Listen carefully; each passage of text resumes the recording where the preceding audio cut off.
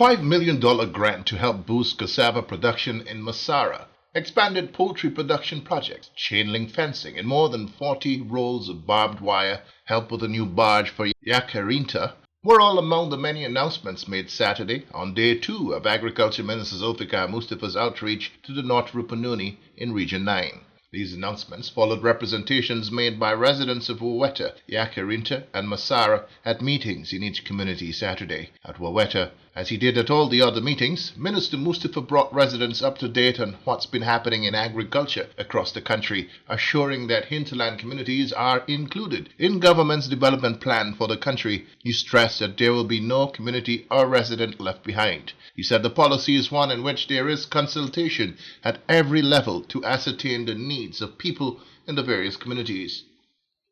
All the 243 communities across this country, we have had development took place, and we are having presently development taking place.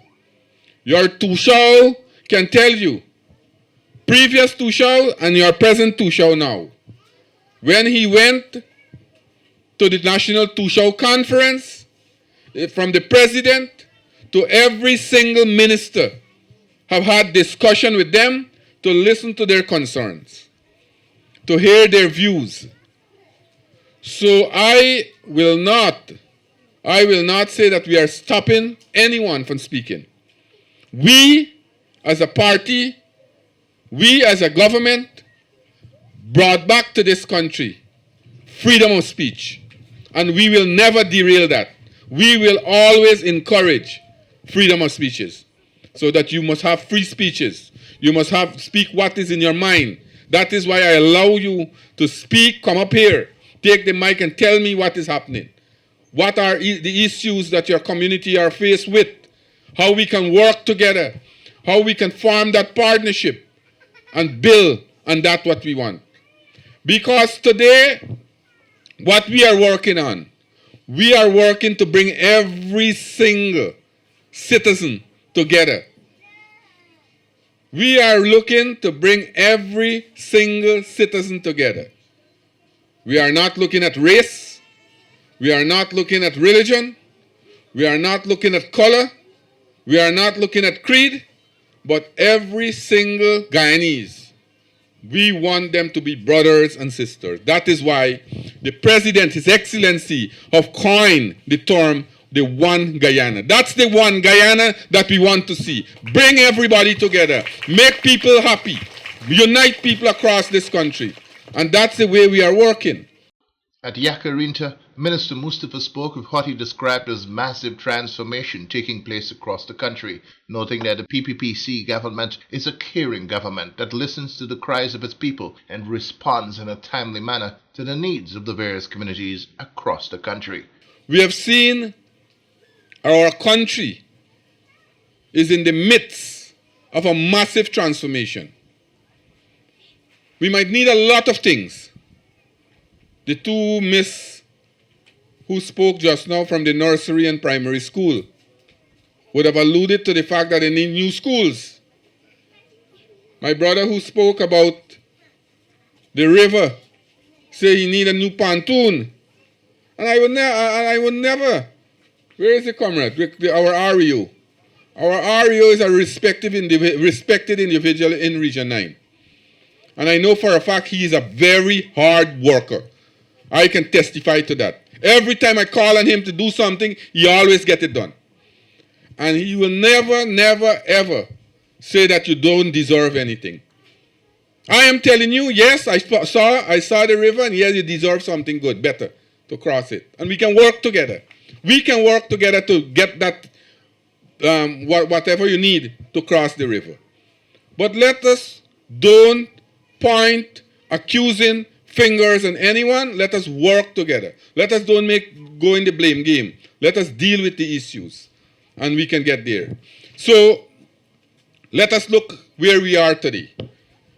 First of all, as a people, we must never forget or get short memory that our freedom, the most fundamental right that we have, a party was trying to deny us that fundamental right.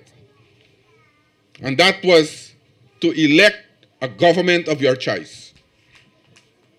Y'all remember, in 2020, we had the elections in March, but the government changed until August, because we have seen all kinds of maneuvering that took place from March to August to keep themselves, the APNU, AFC, to keep themselves in power. Although they lost the election, although the world have seen that the election was won by the PPP Civic, they were still trying to steal a whole country in front of the eyes of the world. So bold they are. And today we are very close again, approaching another election. In another less than a year from now, we might have election. Now it's December. And you will see they're coming back again, can tell you that if you elect them and put them in office, they will do better than the PPP Civic. Well, let me be very frank.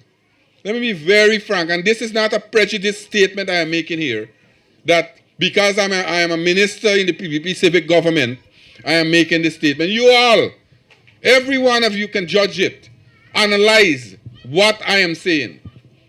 And the analysis will tell you, you all your own local term, or in the old Guyanese term that we are talking about. You can't stop a cat to steal milk. You will hear they will tell you that they will give you oil money. You will hear they will tell you they will give you everything under the sun. And what was their record? What were their records when they were in office from 2015 to 2020? Their record was the first act. The first act they committed was to dismiss almost 2,000 CSOs that were attached to the various communities across the hinterland. 243 hinterland communities that we have, villages. And they dismissed almost 2,000 CSOs. You know what that means? You know how much money they took out from the village economy? Those persons were earning at that time, I believe, about $30,000. And you multiply 30,000 by around 1,972 persons. And you will see how much money came out from communities like these. Thousands of Guyanese had lost their jobs, over 40,000 Guyanese. In the sugar industry, they closed down the sugar industry.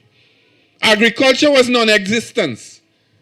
In 2015, when the PPP Civic came out of office, the agricultural budget was $18.5 billion. And when we got back into office in 2020, instead of increasing it, it went down to $13 billion.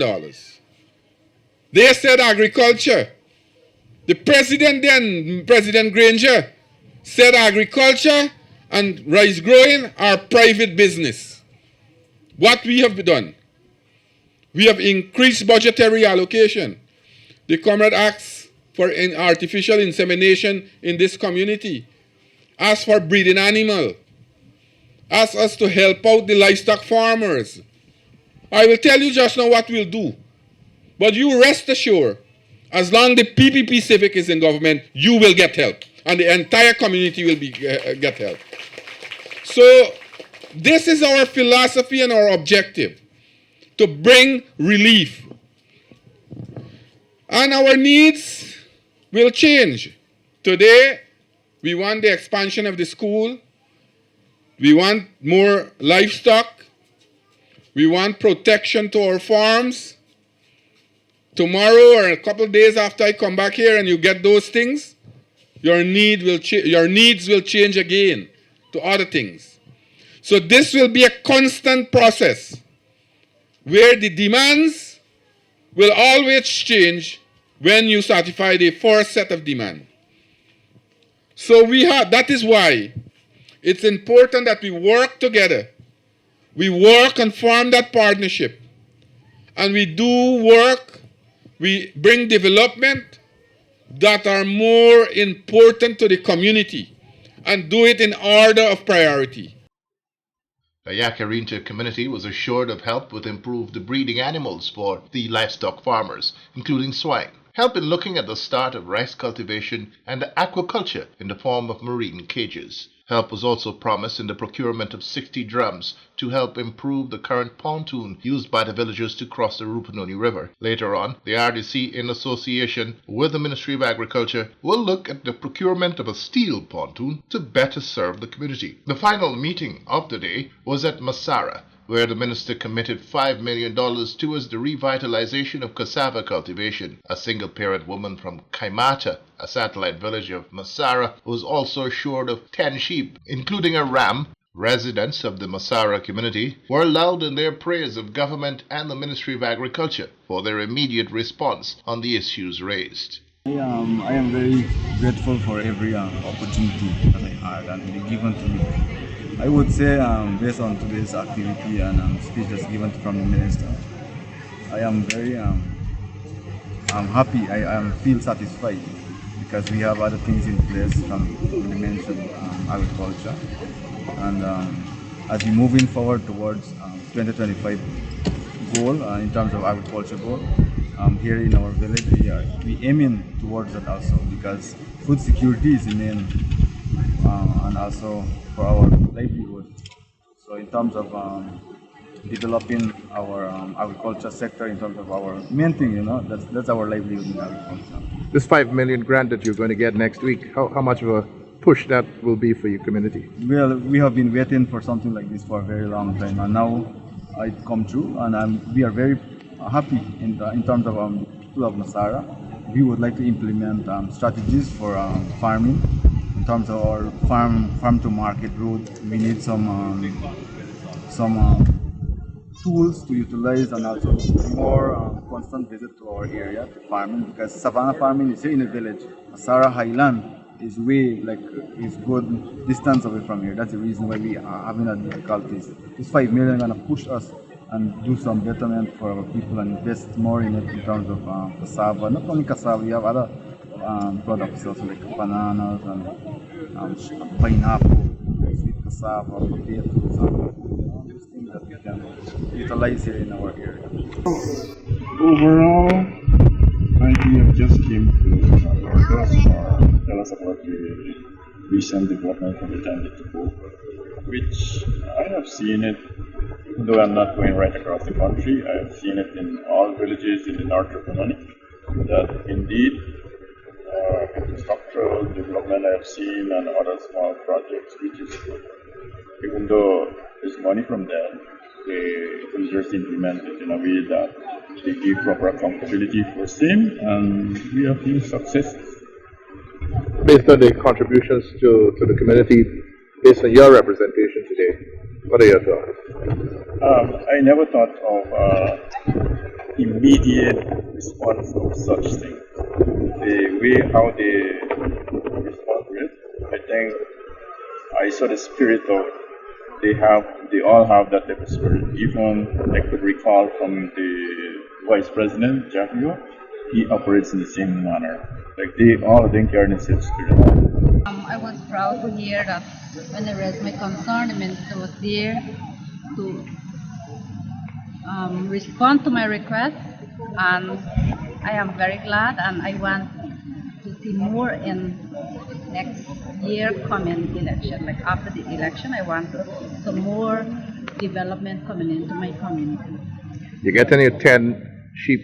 Yes, I'm so glad to have the 10 sheep, and I'm so glad to have the things that you were saying about the water system. That's a big issue in my community, and you're gonna look into it, and I'm very glad. How much of a difference would the 10 sheep make for you? Well, I would say like 60% because my sheep, they are very small, and some of them are young, some of them are old, and I have no idea if they were old because it's when they sell them and when they drop, solidarity. Earlier in the day, Minister Mustafa had stopped in at the Sarama Sports Ground where an annual football tournament was underway. Took the opportunity to interact with the athletes and to share toys to the kids on hand. Toys were also shared with all the other communities during meetings on Friday and Saturday.